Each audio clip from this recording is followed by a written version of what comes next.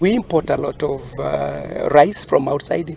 Therefore, if we empower our farmers, then it will mean that import will reduce. So we want to encourage our farmers. Let's all know this. We are working together between the national government, the county government, and the farmers. So the farmers should use the best practice so that we can get the best from this scheme. As the Ministry of Water, Sanitation and Irrigation, we have a rice deficit plan.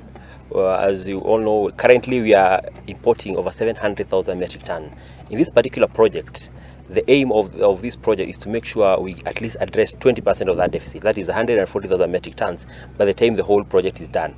Currently, the project, as the CS has just said, will, by end of the month, we'll be able to put 3,000 acres into production. And in the next 1.5 years, we'll be able to put another 7,000 into production, bringing total production to 10,000, which will give us at least per year 50,000 metric tons. Thank you.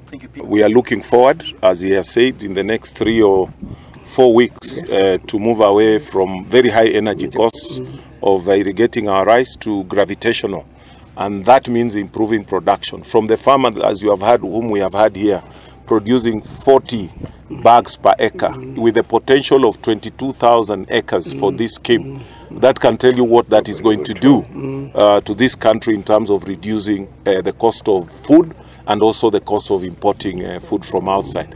As a county, what we have done is to make sure that we are putting farmers, strengthening their cooperatives.